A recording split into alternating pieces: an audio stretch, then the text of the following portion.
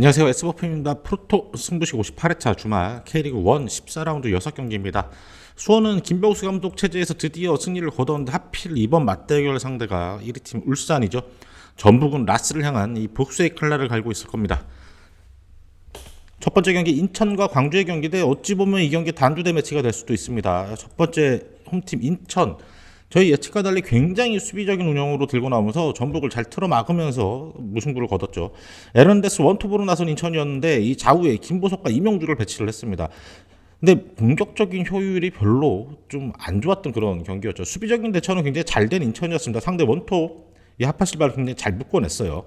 이 쓰리백 라인이 철저하게 지키면서 상대에게 공간을 잘 안 내줬습니다. 이 공격의 속도를 빠르게 살리지 못하면서 결정적인 찬스는 별로 없었습니다. 이 세트피스 수비 시에 불안감이 좀 있었는데 뒤에서 침투하는 선수들을 놓치는 그림이 자주 나왔죠.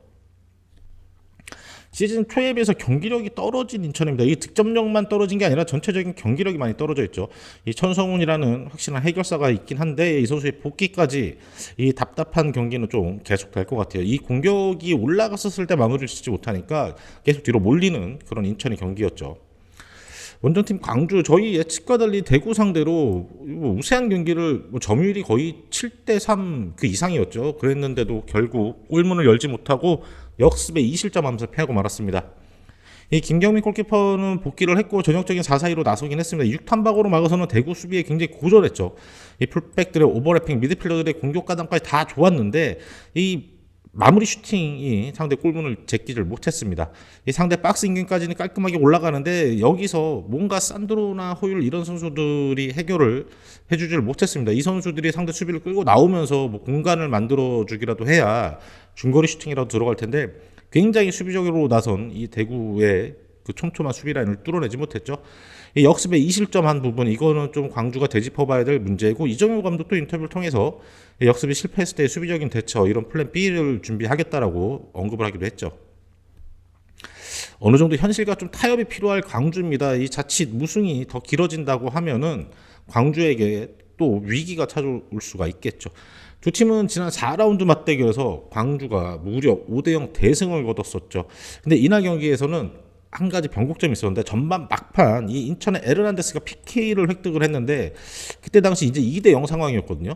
PK를 넣고 2대1로 전반을 마쳤으면 후반 들어서 인천이 좀 경기를 뒤집을 가능성도 있었는데 이 PK를 놓치면서 2대0이 후반 시작과 함께 바로 3대0, 4대0, 5대0 벌어지고 말았죠. 이날 경기에서 아사니가 해트트릭을 기록하기도 했었습니다. 근데 광주는 최근 6경기 무승이에요. 2경기에서 5실점을 하고 있고 이때 5대0으로 이겼던 건 진짜 과거의 기록일 뿐입니다. 현재의 흐름 두 팀 다 너무 안 좋습니다. 이 수비적인 팀에 굉장히 취약한 광주입니다. 전북 상대로도 촘촘한 수비 라인을 자랑했던 인천이죠.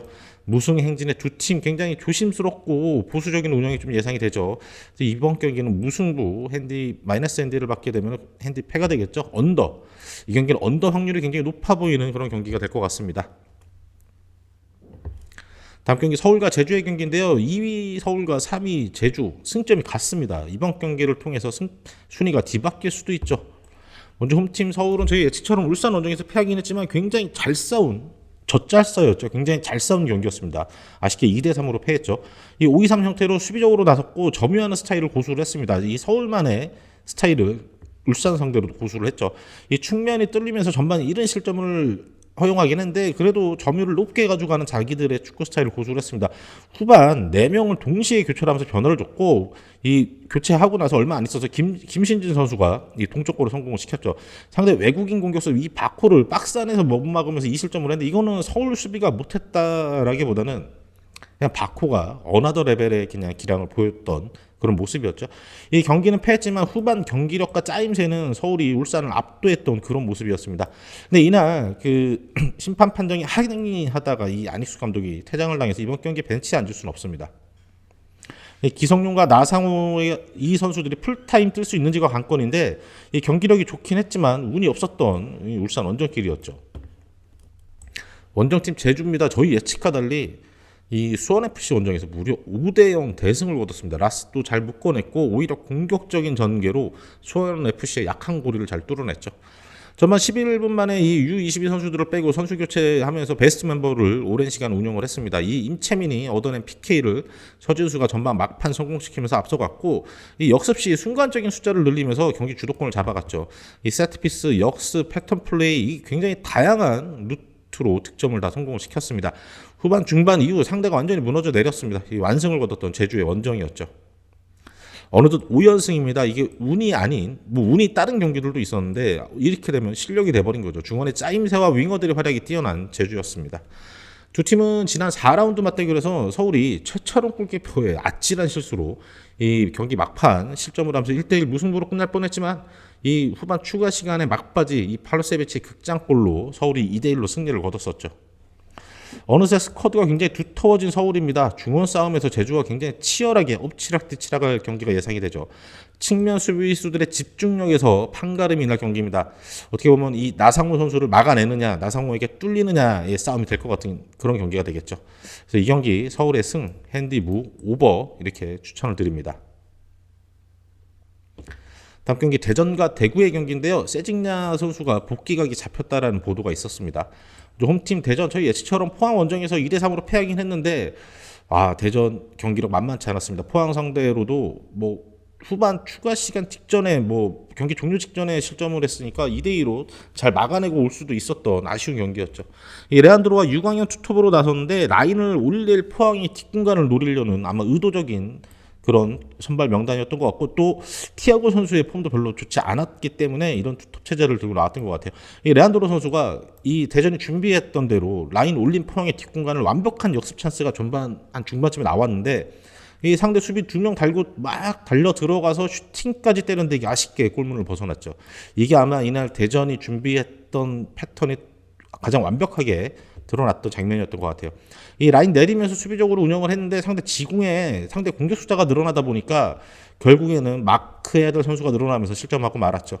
이 세트피스 상황에서 이 조유민 선수의 헤딩골, 이거는 2부 때부터 굉장히 이 대전의 주요 득점 루트 중에 하나였죠.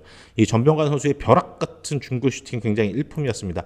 세트피스 수비가 문제인데, 지난 제주와의 홈 경기에서도 세트피스에서만 3골을 내줬는데, 이날도 이 포항의 센터백 그랜트 선수한테 계속해서 헤딩을 허용을 했고, 결국에는 이 세트피스 상황에서 실점을 하고 말았죠. 수비적인 운영을 펼쳤음에도 이 3실점을 또 허용을 했습니다. 세트피스 수비 문제점이 계속 드러나고 있죠. 이 전병관 선수의 겁없는 플레이는 아마 축구 팬들이 좀 주목해봐서 봐야 될 것 같아요. 원정팀 대구입니다. 저희 예측과 달리 광주 원정에서 완벽한 대구 스타일로 2대0 승리를 거뒀죠. 수비적으로 내려앉아서 몸을 던져가면서 이 광주의 공세를 정말 말 그대로 투지로 막아냈습니다. 이 3백과 좌우 윙백이 적극적인 수비 가담을 했고, 정말 과감한 태클, 몸을 던지는 수비를 펼쳤죠. 공식 점유율 기록은 29%밖에 안 될 정도로 완전히 광주에게 점유율을 내준 그런 경기였습니다. 그래도 이 대구만의 스타일 역습은 확실히 놓치지 않고 마무리까지 결정을 지어줬죠. 이 바셀레스 역습의 새로운 키워드가 될 것 같습니다. 이 왼쪽 라인을 타고 들어가는 게 굉장히 위협적이었고, 세징야가 복귀해서 같이 호흡을 맞춘다면은 이 대구의 역습 쉽사리 막기가 어려울 그럴 역습입니다. 이 팀 컬러는 확실합니다. 이제 세징야도 복귀한다고 하고요. 에드가도 이번 경기 복귀가 기대가 되고 있는 상황입니다. 두 팀은 지난 8라운드 맞대결에서 세징야의 PK 한 방으로 대구가 1대0으로 승리를 거뒀죠. 이번에는 아마 대전이 복수를 하고 싶어 할 텐데, 완전체가 되어서 돌아오는 대구입니다. 쉽지 않을 것 같아요. 이 수비가 안 좋은 대전입니다. 이 수비만 하다가 역습을 때릴 대구죠. 에드가와 세징야, 이 대구의 왕들이 복귀하는 경기죠. 이 경기 배당과 다르게 대전의 패, 핸디 무. 아니네, 이거 잘못 표기됐네요. 핸디 패네요. 핸디패입니다. 이거 저희 잘못 표기를 했습니다. 그리고 언더 이렇게 추천을 드리겠습니다. 대전 패가 가장 확실할 것 같습니다. 다음은 강원과 포항의 경기입니다. 강원의 수비 직구냐, 이 포항의 라인 브레이크냐. 먼저 홈팀 강원, 지난 라운드 저희 예상과 달리 이 김병수 감독의 수원에게 1격을 당하면서 0대2로 패하고 말았죠. 디노가 선발로 나서서 이 3-4-3으로 나왔는데, 이 한석종과 서민우 중원 조합은 굉장히 좋습니다. 물론 이날 한석종이 아니라 한국영 선수인데 저희 오타네요. 이 한국영과 서민우의 조합은 굉장히 좋은데, 이 한국영 선수 결국에는 치명적인 패스미스 한 방이 나오긴 했는데, 이 두 선수의 중원에서 수비적인 밸런스는 굉장히 뛰어납니다. 이 수비 뒷공간 노리는 상대의 로빙 패스를 좀 이날 고전하기도 했어요. 수원이 전력 분석을 잘한 건지 이 강원의 수비 뒷공간을 굉장히 집요하게 파고들었죠. 그 임창호 선수가 항상 저희가 강원 분석 때 말씀드렸는데 이 수비시의 제공권 임창호 선수가 이 상대 공격 가담한 장신 센터백을 놓치면서 헤딩 실점을 했죠. 그리고 이 한국영 선수가 이 치명적인 패스 미스 이 결국 추가 실점으로 연결이 됐는데 이때 딱 강원으로서 아쉬운 게 한국영 선수를 빼주려고 이 선수들이 교체 대기하고 있는 상황이었었거든요. 이게 굉장히 아쉬운 상황이었습니다. 이 공격 진영에서의 짜임새가 부족한 것도 굉장히 큰 문제점입니다. 이정엽 선수의 복귀만 기다리고 있어야 할 강원이죠. 역습은 날카롭지만 이걸 충분히 대비하고 있다면 강원이 할 수 있는 게 없습니다. 공격적인 해법이 좀 필요하죠. 원정팀 포항입니다. 이 김종우와 박승욱 정도를 빼고는 거의 베스트 멤버로 나섰죠. 이 대전이 라인을 내렸는데 이 상대 공략의 전반에 좀 애를 많이 먹었습니다. 그리고 밀고 올라오는 대전의 역습에도 고전을 했고요. 그래서 중원에서 오베르단이 굉장히 뛰어난 탈압박 능력을 보여줬고 제카는 굉장히 욕심부리지 않고 연계 플레이 펼치면서 이 외국인 선수들이 제 몫을 해줬습니다. 이 세트피스 실점과 상당히 과감한 중거리골에 실점을 했는데 이 그랜트의 공격적 이 세트피스 상황에서 위협적인 공격 가담 그리고 고영준의 아주 극적인 극장골이 터지면서 대전에게 3대2 승리를 거뒀죠. 공격 진영에서 연계 플레이는 되게 좋았습니다. 이 라인 브레이크 말고 지공 상황에서의 패스로 통한 연계 플레이도 굉장히 뛰어났던 포항의 공격 모습이었죠. 두 팀은 지난 4라운드 맞대결에서 이 강원이 먼저 PK로 전반 한 골을 먼저 성공시키고 완전히 잠궈버리자 이 포항이 굉장히 고전했던 경기예요. 그래도 막판 이호재 선수의 동점골로 무승부를 거두긴 했었죠. 강원의 늪수비 축구에 한번 당해봤던 기동매직입니다. 두 번은 안 당하겠죠. 이 세트피스 그랜트라는 무기가 생긴 포항입니다. 이 제가 강원의 항상 약점 얘기하는 박스 안에서의 제공권 이 그랜트가 굉장히 큰 무기가 될 포항이겠죠. 이 경기 강원의 패 핸디 무 언더 이렇게 추천을 드리겠습니다. 다음 경기 수원과 울산인데 수원 연승은 아무래도 무리가 되겠죠. 강원 원정에서 2대0 완승을 거뒀습니다. 드디어 고승범 선수가 부상에서 복귀를 했고 중원에 미드필드 3명 배치하면서 한석종, 그 다음에 유재호, 고승범 이렇게 배치를 하면서 중원을 굉장히 두텁게 했습니다. 이기재 선수가 이 높게 올라와서 그 염기훈 선수와 주고받는 플레이도 펼쳤고 염기훈 선수가 굉장히 인상적이었습니다. 공격 진영에서 약간 왼쪽 측면과 섀도우를 왔다 갔다 하는 약간 프리롤에 가깝게 뛴 것 같은데 이 개인 기량이 확실히 그래도 있는 선수다 보니까 공을 잡아서 키핑해줘서 동료들이 위치를 찾아가고 공간을 들어갈 수 있는 시간을 벌어주는 그런 아주 훌륭한 공격 카드로 활용을 했었죠. 이 코너킥 연결 상황에서 이기재의 롱크로스를 한우경 선수가 놓치지 않고 헤딩골로 성공을 시켰고 이 상대 한국영 선수의 패스미스를 가로챈 안병준 선수가 완전히 원더골이었죠. 중거리골로 마수거리골을 터뜨렸습니다. 이 미드필더 자원들, 삼선 자원들의 수비 가담 굉장히 적극적인 수비 가담으로 이 포백 라인을 굉장히 안정감을 더해줬어 그런 경기였습니다. 왜냐하면 이 박대현 선수와 한호강 선수가 투 센터백으로 나왔었는데 이 미드필더 선수들의 이 적극적인 수비 가담이 이 두 선수의 수비 부담을 굉장히 많이 덜어주고 전체적인 안정감을 가져오게 했던 그런 수원의 경기력이었습니다. 우선 승리는 거뒀지만 이 공격 쪽에서의 정교함은 조금 더 가다듬어야 할 것이고 아무래도 뭐 파기력이 있는 아쿠스티나 김경준 같은 선수들이 부상에서 복귀한다면 공격 진영에서의 파기력이 조금 더 좋아지겠죠. 원정팀 울산입니다. 서울과의 경기 저희 예측대로 3대2 승리를 거두긴 했는데 이걸 울산이 이겼다기보다는 바코가 이겨낸 경기였죠. 이 울산 특유의 4-2-3-1 포메이션을 고수를 했고 점유율은 서울에게 좀 내줬지만 공격으로 전환하는 속도가 굉장히 빠른 울산이었습니다. 특히 왼쪽에서 이명재의 오버래핑이 이날 굉장히 돋보였는데 이 이명재의 크로스를 마틴 아담이 선제골로 연결했죠. 이규성 선수가 중원에서 버티고 탈압박하는 능력도 뛰어난 모습을 보여줬습니다. 후반 시작하자마자 이 마틴 아담이 볼을 빼앗긴 후에 세컨볼 상황에서 이제 실점을 하고 말았는데 이 다음에 시작이 됐죠. 박포의 원맨쇼. 이 상대 박스 안에서 완벽한 파기력으로 두 골을 뽑아내면서 팀의 승리를 이끌어냈습니다. 경기는 이겼지만 위기가 굉장히 많았던 울산이었습니다. 이 삼선 자원들의 집중력, 특히 그 후반 초반 마틴 아담이 볼 빼앗기면서 실점한 상황에서는 이 박용훈 선수가 조금 놓쳤어요. 이 그 공간이 충분히 있었는데 수비하러 들어가서 편하게 슈팅을 못하도록 막았어야 되는데 그런 집중력들이 좀 필요한 울산입니다. 네, 두 팀은 지난 6라운드 맞대결에서 울산이 전반 2대0으로 앞서고 수원이 후반 한 골 따라갔는데 이날 그 바산이 PK 실축까지 있었기 때문에 수원이 어쩌면 아마 이때 2대2 무승부도 기대를 좀 할 수 있었는데 아쉽게 패하고 말았던 경기였죠. 이 삼선자원들의 수비적인 가담 굉장히 뛰어난 수원입니다. 그러나 울산의 수준 높은 개인기량을 감당할 수 있을지가 관건입니다. 그래서 이 경기 기대와 달리 수원의 패, 수원이 뭐 한 골 받게 되면 핸디 오버 예상을 합니다. 2대1 정도의 스코어가 기대가 되는 경기입니다. 이 전북과 수원FC의 경기인데 이 복수를 꿈꾸고 있을 전북이죠. 이 전북은 지난 라운드 인천원정에서 저희 예상과 다르게 아쉽게 0대0으로 비기고 말았습니다. 완전히 틀어막고 내려선 인천 수비에 당황했죠. 이날 이른 시간 맹성우 선수가 부상으로 교체 카드를 활용하면서 김진수 선수가 복귀를 했죠. 김진수 선수 좋은 컨디션을 보여줬습니다.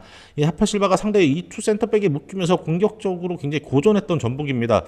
안에서 뭘 풀어주지 못하니까 중거리 슛에 의존할 수밖에 없었고 세트피스 외에는 별 찬스를 만들지 못했죠. 김진수는 확실히 괜찮은 모습 보여줬고요. 왼쪽 측면에서 문선민과 김진수가 이제 호흡을 맞추기 시작하면은 전북의 왼쪽 라인이 굉장히 매서워지겠죠. 이 내려선 상대를 공략을 못한 아쉬움이 좀 있었는데 경기력은 확실히 살아난 모습을 보였습니다. 원정팀 수원FC 저희가 라스의 활약으로 제주 상대로 이기지 않을까 예측했는데 반대로 완전히 무너졌습니다. 0대5 참패를 당했죠. 이 박주호, 김서민 투볼란치를 기용을 하면서 전반은 PK 한 골 내주면서 좀 효과적으로 틀어 막았는데 후반 무릴로를 투입하면서 공세를 펼치려고 했는데 이 잭슨과 신세계의 이 투 센터백을 내세운 이 포백 라인이 너무나 불안했습니다. 후반 역습 수비에서도 흔들리면서 완전히 제주에게 무너지고 말았죠. 상대 패턴 플레이에 이 팀의 수비적인 라인 전체가 흔들리는 총국을 보여주기도 했습니다. 오히려 무릴로를 조금 전반 일찍 투입을 해서 이 자기들이 잘할 수 있는 공격적인 운영으로 몰아쳤으면 결과가 좀 달라지지 않았을까 생각이 들더라고요. 안정단화했던 수비 라인이 완전히 초토화됐던 수원FC입니다. 두 팀 지난 7라운드에서 맞대결을 펼쳤는데 이게 왜 복수냐면은 당시 이 송민규가 볼 미스를 해서 흐른 공이 라스가 잡고서는 혼자 단독 드리블 해가지고 성공시킨 골이 결승골이 됐었죠.